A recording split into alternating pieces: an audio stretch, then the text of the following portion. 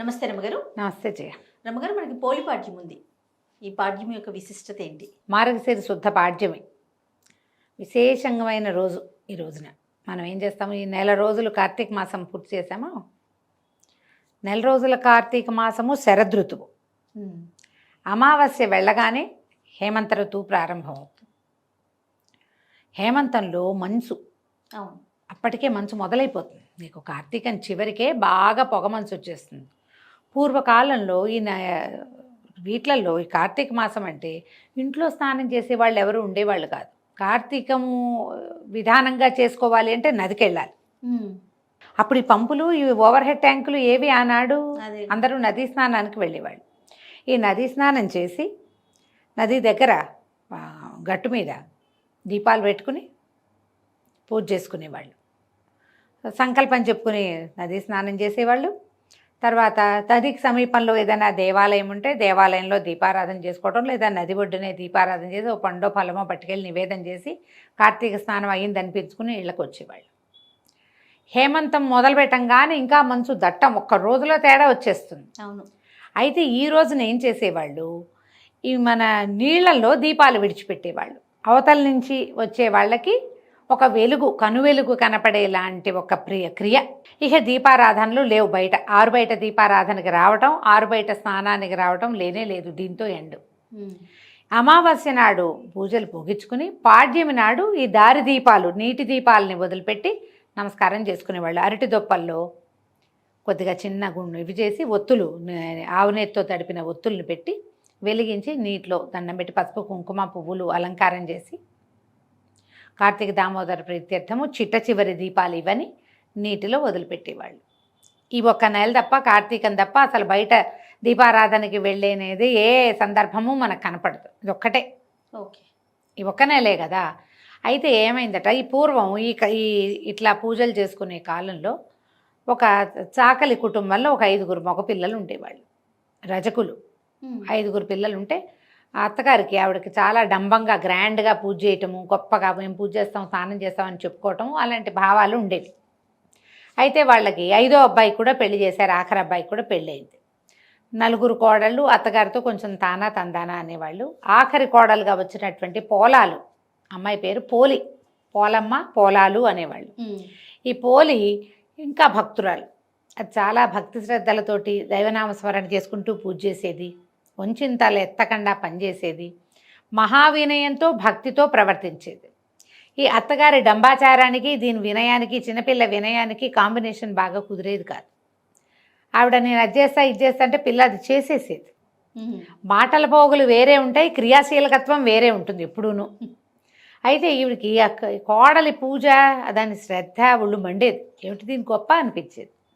అందుకని కోడలికి ఆ గొప్ప ఎక్కించనివ్వకూడదని ఆ అమ్మాయికి పూజ చేసుకునే అవకాశం ఆవిడ ఇచ్చేది కాదు. ఇంతలో కార్తీక మాసం వచ్చింది. కార్తీక మాసం వస్తే అత్తగారు పెద్ద కోడళ్ళని 4గురిని తనతో పాటు కార్తీక స్నానాన్ని తీసుకెళ్ళేది. అత్తగారు మహాభక్తురాలని నమ్మేవాళ్ళు పెద్ద కోడళ్ళు. వాళ్ళకి చిన్న కోడలు తాలూకు ఆ సింపుల్ భక్తి ఎక్కేది కాదు. కానీ అత్తగారికి తెలుసు ఈ పిల్ల సింప్లిసిటీలోనే నిజమైన భక్తి ఉన్నది, తను కొంచెం ఓవరాక్షన్ చేస్తాను తెలుసు, కానీ ఆ పిల్ల గొప్ప ఆవిడ ఒప్పుకునేది కాదు. ఇలాంటి వాళ్ళు ఉంటారు కదా. అయితే ఏం చేసేది, రోజు పెద్ద కోడలు 4గురిని తనతో పాటు స్నానానికి తీసుకుపోయేది. ఈ చిన్నపిల్లకి పాల్ది, గేదెల దగ్గర బాగు చేయి అని ఇలా 100 రకాల పనులు చెప్పేది. పిల్ల ఇంకా నదీ స్నానానికి వెళ్ళలేక ఇంట్లోనే నీళ్ళు పోసుకుని నిశ్శబ్దంగా దీపం పెట్టుకునేది. దీపానికి కూడా ఇంట్లో పెద్ద ఆసరా ఏం ఉంచేది కాదు అత్తగారు. పిల్ల ఏం చేసేది, రోజు మజ్జిగ చేసేది కదా. ఆ కవ్వానికి కొంత జిడ్డు ఉంటుంది. పెరట్లో ఉన్న పత్తి చెట్టు నుంచి కొద్దిగా పత్తి తీసుకుని అవి ఆ చల్లకవ్వంలో దాన్ని టైట రాపాడిస్తే కొంచెం జిడ్డు అంటుతుందా, దాన్ని వెలిగించి దీపం కనపడకుండా దాని మీద బుట్ట బోర్లించి దీపాన్ని సానుకూలంగా పెట్టుకునేది. అత్తగారు వచ్చేసరికి దీపం వెళ్ళిపోయేది కూడా. దీపం పెట్టిందని పెద్దగా ఎవరికీ తెలియదు. తనకు దేవుడికి తెలిస్తే చాలు, జనాలు చూడటం ఎందుకు మన దీపాలు. ఇప్పుడు మనం ఎట్లా అయ్యాం, మనం ఏం చేస్తున్నామో ప్రపంచమంతా చూడాలి. ప్రపంచం కోసమే, ప్రపంచం కాదు. మనం లేవు, దేవుడు అసలు లేడు, అసలు మిగిలిందంతా ప్రపంచమే. అవునండి. వాళ్ళకి చూపించాలి, వీళ్ళకి చూపించాలి, నేను ఇట్లా చేశాను, నాకు అంత బాగా వచ్చు, నాకు అదేమిటో వచ్చు. అసలు విషయాన్ని వదిలేస్తున్నాం. ఏంటేంటో కొత్త వింతలు, కొత్త పోకడలు, పూజా విధానంలో కూడా ఎన్ని తీసుకొచ్చేసారు. ఎన్నో ఎన్నో ఎన్నో పద్ధతులు. అంతే, ప్రపంచం కోసమే చేస్తాం. ఈ అమ్మాయికి ప్రపంచ పూజ లేదు, దైవ పూజ మాత్రమే ఉంది. నెల గడిచింది. నెల గడిచేసరికి చివరికి అమావాస్య నాడు వచ్చింది. అమావాస్య తెల్లవారితే పోలిపాడ్యమి. అందరూ స్నానాలకు వెళ్ళిపోయారు. నది ఒడ్డున దీపాలు వదిలిపెట్టారు. నదిలో దీపం మరి దీపాలు వదిలిపెట్టాలని క్రియ ఉందిగా. వాళ్ళంతా దీపాలు వదిలిపెట్టుకుని పెటక బెల్లాలు పంచిపెట్టుకుని అందరికీ ముత్తైదులకి బొట్లు కాటికలు పెట్టి బోల్డ్ చేసుకున్నారు. ఈ పిల్ల అయ్యో ఈ ఆఖరి రోజునైనా నీటిలో దీపం వదిలిపెట్టలేకపోతేనే ఇట్లా చేసుకున్నాను అని ఏం చేసింది, మళ్ళీ కాస్త ఒత్తి తీసి చిలికిన వెన్నని ఆ ఒత్తికి పట్టించి దీపం వెలిగించి ఏం చేసింది, దండం పెట్టుకుని నీటిలో వదలాలి. వాకిట్లో చాకటి బాణ ఉంది, వాళ్ళకి చాకింటి బాణ అంటారు. పెద్ద బాణలు ఉంటాయి రజకుల దగ్గర, ఇది వరకు ఉండేవి. ఇప్పుడు ఏం చేస్తున్నారో అని కమ్ము బిడవటం అని ఒక పద్ధతి ఉంటుంది. కమ్ము బిడవటం అంటే ఈ బాణని పొయ్యి మీద ఎక్కించి కింద మంట పెట్టి చవుడు సున్నము అవి వేసి బట్టలు, తెల్లటి బట్టలు అందులో పడేస్తే నీరు కాదు రంగంతపై తెల్లగా బట్టలు ఉడికి వాటి మధ్యలో ఇంచి ఉన్న మురికంతా పోయేదన్నమాట. కమ్ము పిడిచేవాళ్ళు. అదొక పద్ధతి ఉండేది. నా చిన్నప్పుడు నేను కూడా చూసేదాన్ని, నాకు బాగా తెలిసేది. బట్టలు కాగులో వేసేసేవాళ్ళు అనమాట. ఈ పెద్ద బాణ, ఎక్కువ బట్టలు జాడించడానికి కూడా ఆ బాణ వీలుగా ఉండేది. బాణలో నీళ్లు ఉన్నాయి. ఈ అమ్మడి ఏం చేసింది, దీపం వెలిగించిందిగా, వెలిగించిన దీపాన్ని బాణలో వదిలిపెట్టింది. బాణలో అది ఇట్లా కదులుతోంది. దండం పెట్టుకుంది. ఇదే నదనుకో నాయన, ఇదే నదనుకో, నేను ఇంతే చేయగలుగుతాను, కానీ పద్ధతి విధానం మాత్రం మానకుండా దండం పెట్టుకుంది. ఎప్పుడైతే ఈ పోలి నీటిలో వదిలిపెట్టి కార్తీక దామోదర ప్రీత్యర్థం ఈ దీపాన్ని వదిలిపెడుతున్నానని పెట్టుకుందో, వెంటనే వైకుంఠంలో ఉన్న విష్ణు పార్షదులకి ఆజ్ఞ వచ్చింది. భూలోకంలో ఫలానా ఒక పల్లెటూరులో రజకుల ఆ ఇంటి కోడలు ఆఖరి పిల్ల పోలి ఆ అమ్మాయిని తీసుకురండి అని.